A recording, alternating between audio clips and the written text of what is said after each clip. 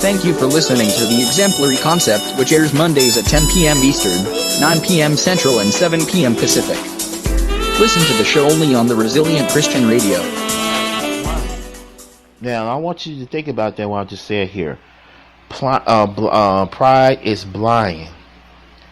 It blinds you. You don't even see what you do here. But I'm going to explain a little bit what I talk about.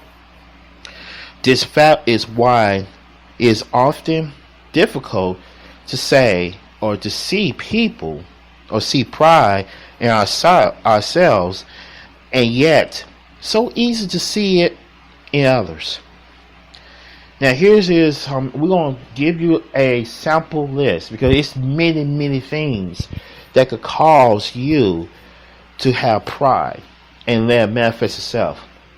Because the manifestations of pride are so easily clear away the smoke of any self-righteousness. And I want to really break this down in these categories because this is a pretty straight list. And this list shows so much about what pride does. Let's start because this is a very extensive list. This is going to take the whole hour of this show to do it. Okay? And here it is. Complaining against or pass judgment on God. Now, a proud person in a difficult situation thinks, look what God has done and to me after all I have done for him. Who says these things like this but people who don't know God? But this is how we do think. I remember I act like this myself.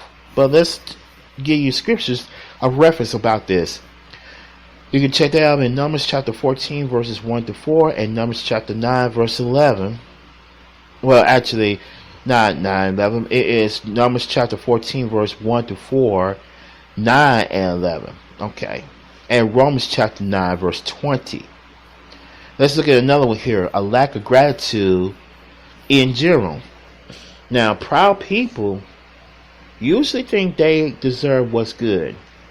The result is they see no reason to be thankful for what they receive.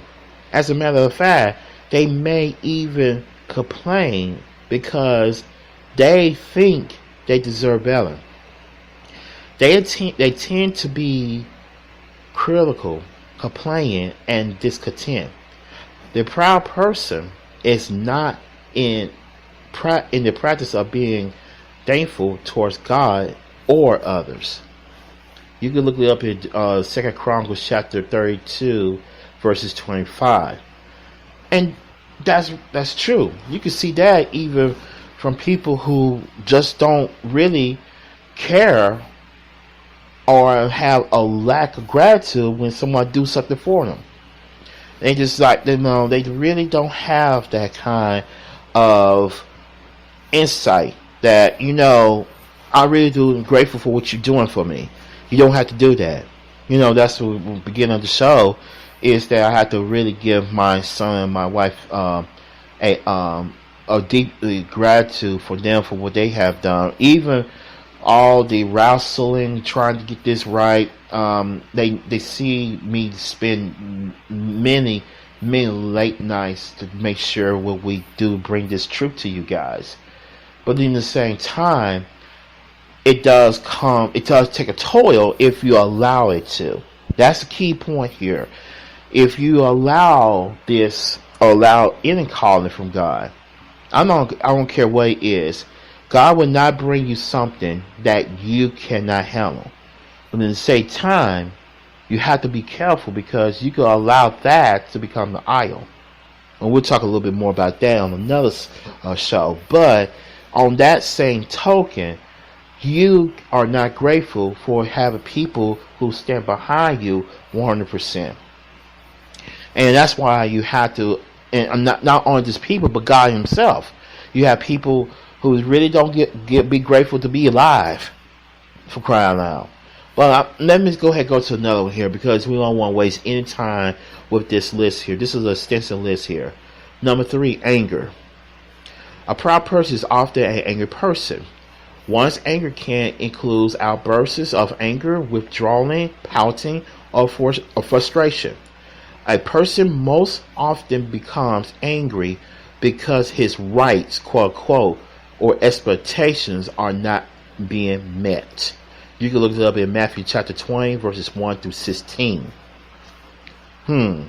That's something we'll talk about in a later chapter as well, about anger. Number 4, seeing yourself as better than others. A proud person is usually on top, looking down on others. He gets easily disgusted and has little tolerance for differences. You can look it up in Luke chapter 7, verses 36 to 50. It's not just on men, but a lot of mankind. So let's go a little bit further here. Number 5, having an inflated view of your importance, gifts, and abilities. Many proud people have a very wrong perspective or perception of themselves. They need a loving dose of reality.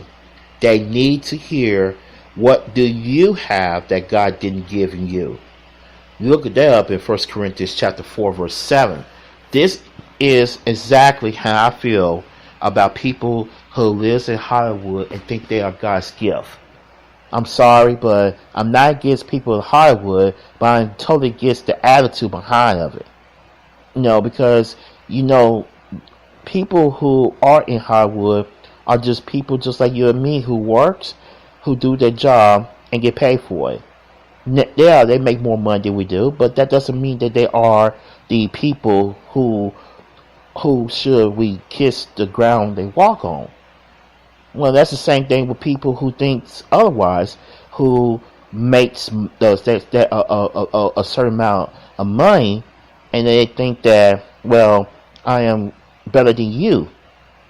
Who you think you are? Your gifts, your talents, your abilities, all that, it didn't come from you naturally. You see, it came from God. And see, this is going back to what the second thing about gratitude in general. Lack of it. You think you're better than someone. It's ridiculous. Let's go a little bit further here.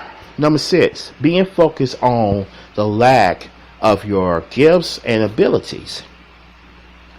Now, some proud people may not come across proud at all because they are always down on themselves. This is still evidence of pride because one is focused on self and wants self to be elevated.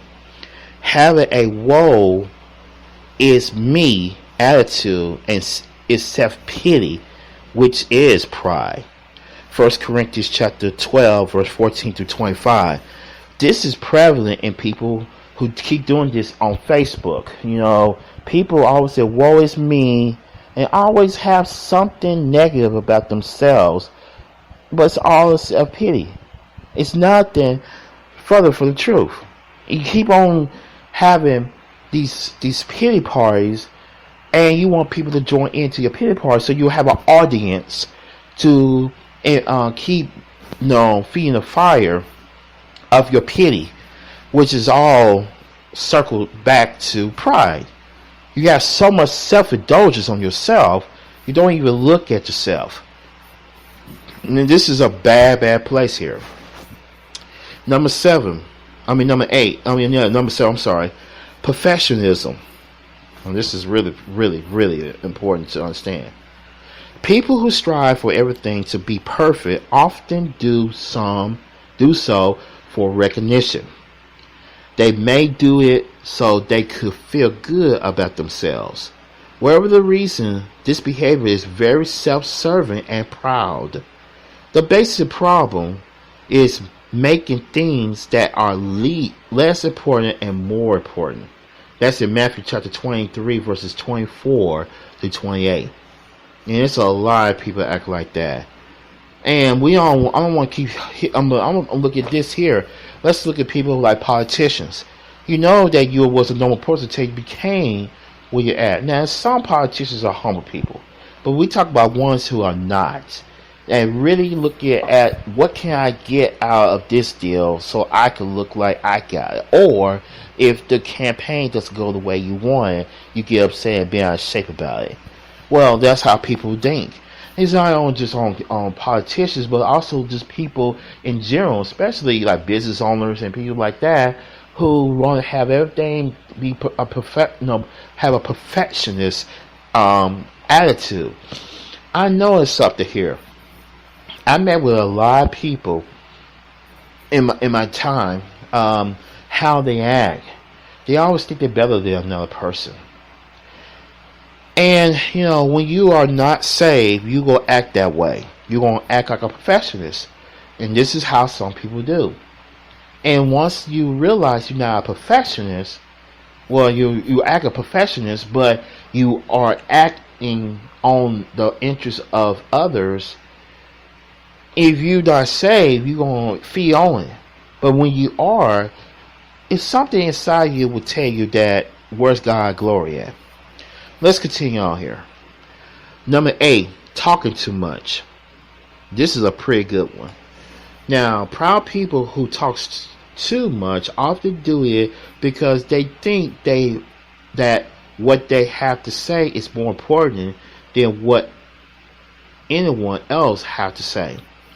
When there are too many words, sin is generally unavoidable. That's in Proverbs chapter 10, verse 19. Very, very powerful statement here. Something to think about here. Number 9, talking too much about yourself. A person who is a proud may center on themselves in conversation.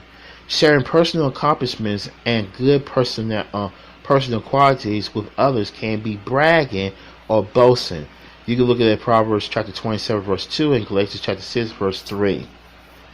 Number 10, seeking independence or control. Now, some proud people find it extremely difficult to work under someone else or to submit to authority. They have to be their own boss. They might say, I don't need anyone, or I don't need accountability for my faith or doctrine.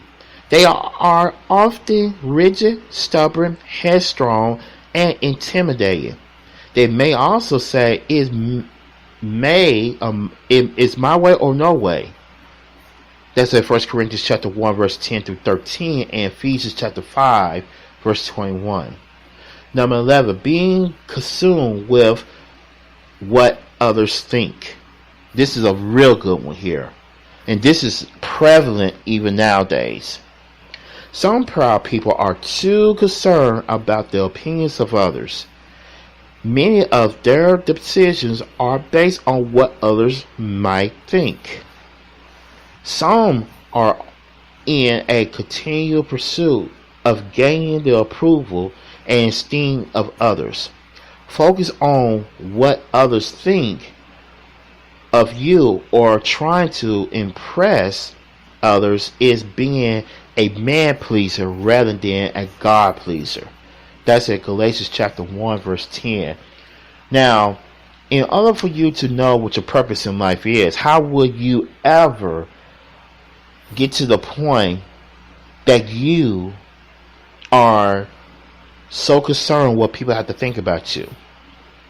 God made all of us different for a reason, but we always tend to try to get people's approval instead of getting God's approval. That's something to think about here. So let's go to number 12 here. Being devastated and angered by criticism. Proud people usually struggle a general deal with criticism. Now, such people cannot bear that they are not perfect or have weaknesses because they could not accept who they really are. That's in Proverbs chapter 13, verse 1. Something critical that a lot of people don't know. Check us out at Facebook at RCR Network. And also on Twitter at RCR_network. And our website at rcrnetwork.com.